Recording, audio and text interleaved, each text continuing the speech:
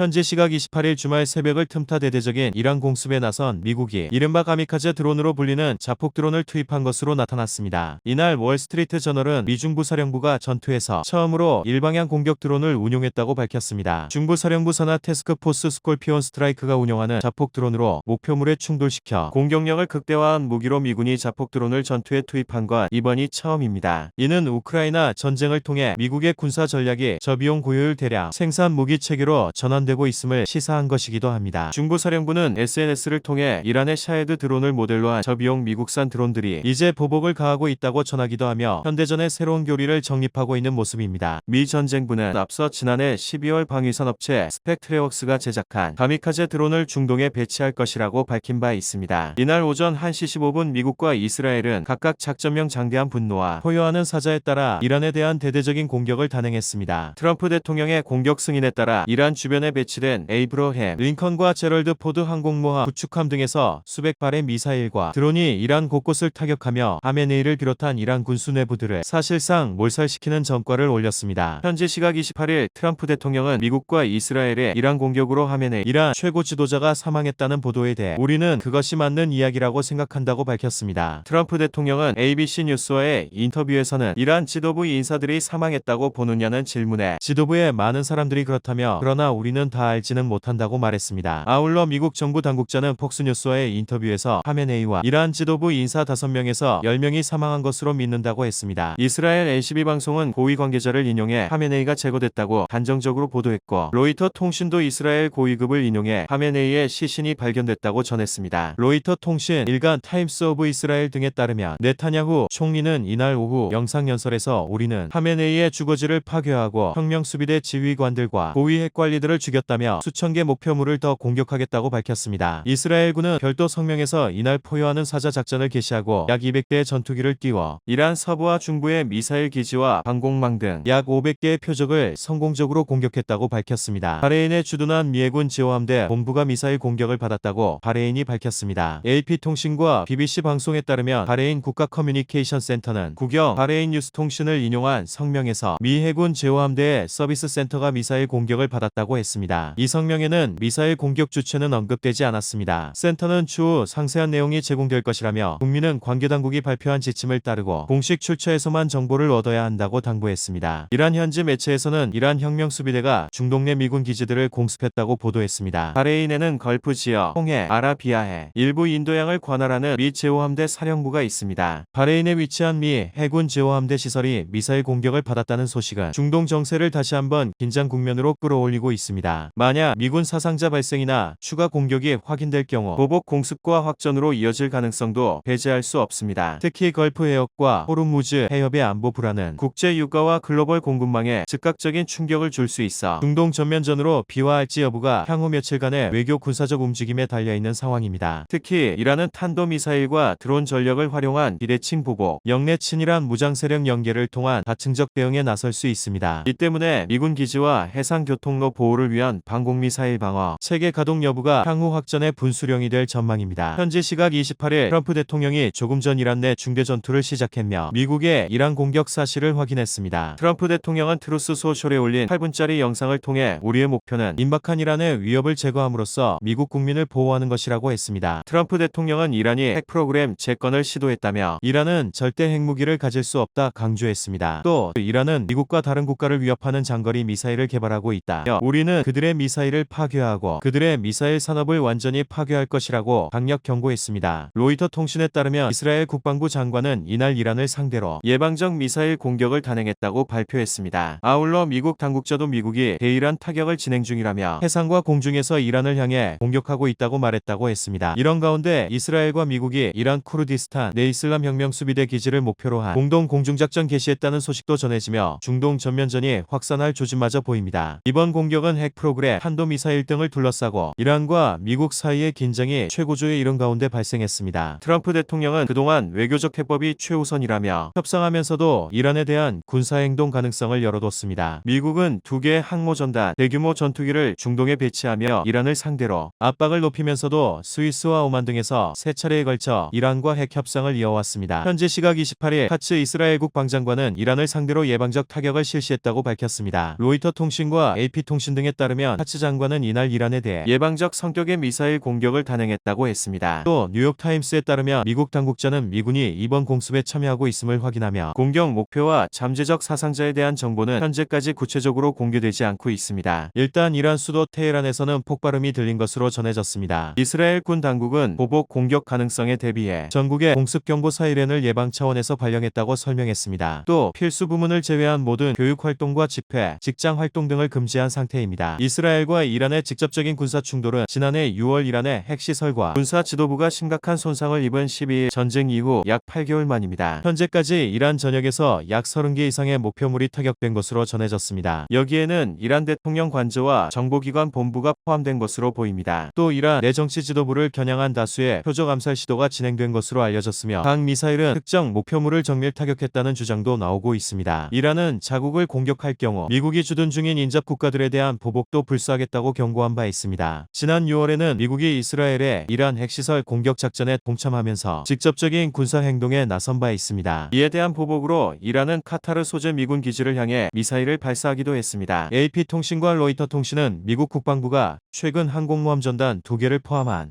대규모 해공군 전력을 중동 지역에 전개했지만 즉각적인 공격 준비라기보다 협상력을 높이기 위한 억지력 성격이 강하다고 보도했습니다. 다만 전략 폭격기와 F-35, F-22 전투기를 비롯해 방공자상까지 중동으로 전개되며 트럼프 대통령이 이란에 대한 공격 명령을 내릴 가능성도 여전한 상태입니다. 또 트럼프 대통령은 이란이 핵 문제에서 올바른 결정을 하지 않는다면 매우 나쁜 일이 일어날 수 있다고 경고한 바 있어 군사적 긴장감도 커지고 있습니다. AP통신은 이를 두고 협상 결렬 시 무력 사용 가능성을 시사한 것이라고 해석하며 복수의 미 국방당국자를 인용해 전력 증강은 억지 목적이 강하고 즉각적인 공격 계획을 의미하는 것은 아니다라고 전했습니다. 중동 내 미군 기지와 동맹국을 겨냥한 이란의 보복 능력, 영내 무장 세력과의 연계 가능성이 확전 위험을 키워 미국이 군사 행동의 비용을 더욱 무겁게 계산하고 있기 때문이라는 이유에서입니다. 협상 목적을 극대화하기 위한 엄포에 가깝다는 분석도 나옵니다. 여기에 미국이 대규모 전력을 전개하고도 실제 공격을 주저하는 배경으로 확전 리스크, 경제적 부담도 꼽힙니다. 로이터 통신은 군사 분석가들을 인용해 이란과의 충돌은 단기간 공습으로 끝나지 않을 가능성이 높고 영내 대리 세력까지 포함한 광범위한 분쟁으로 번질 수 있다고 보도했습니다. 하지만 이미 중동으로 전개한 전투기 수만 수백 대가 넘고 항모전단 2개를 급파하며 이라크전 이후 가장 많은 해군과 공군 전략 자산을 집결시키고 있는 만큼 트럼프 대통령이 언제든 이란 공격을 명령할 수 있는 가능성도 존재합니다. 미국이 유럽과 중동 기지로 150대가 넘는 군용기를 이동시킨 것으로 파악됐습니다. 현재 시각 24일 워싱턴 포스트는 공개된 비행 추적 데이터와 위성 사진을 토대로 미국이 2003년 이라크 전쟁 이후 최대 규모의 군사력을 중동 지역에 배치했다고 보도했습니다. 지난 20일 촬영된 위성 사진에 따르면 요르단 무아파크 살티 공군기지에선 60대 이상의 전투기가 포착되기도 했습니다. 특히 스텔스 성능과 전자전 능력을 갖춘 F-35 전투기도 12대 이상 확인됐습니다. 또 영국 공군기지에 F-21 랩터 12대가 배치된 모습과 아조레스 제도에 F-16 전투기가 착륙하는 장면이 담기기도 했습니다. 미군은 최근 유럽과 중동의 E-3G 센트리 조기 경보기 전력의 3분의 1 이상을 배치했습니다. 대형 회전식 레이더 돔을 장착한 이 기종은 목표 탐지와 전천후 감시가 가능하고 주변 공역의 활동을 실시간으로 파악할 수 있습니다. 여기에 이달 초 중동에 배치된 항공모함 에이브러햄 링컨과 함께 파견된 항공모함 제럴드 R. 포드함에도 수십 대의 전투기가 배치돼 있습니다. 포드 항공모함 전단까지 포함하면 미 해군 현역 함정의 약 3분의 1이 중동에 집결한 겁니다. 이번 전력 증강은 지난 17일 미국과 이란의 핵 협상이 별다른 성과 없이 마무리된 이후 이루어졌는데 미군의 군사력 집중은 지상 침공 없이 수일간 공중작전을 펼치는 시나리오를 염두에 뒀을 가능성이 있습니다. 앞서 트럼프 대통령은 핵 합의가 타결되지 않을 경우 이란을 공격할 수 있다고 밝힌 바 있습니다. 데이나 스트롤 전 국방부 부차관보는 대규모 군사력 집결은 트럼프 대통령이 무엇을 결정하든 실행 가능하다는 의미라며 장기간의 고강도 작전부터 제한적이고 표적화된 공격까지 가능하다고 말했습니다.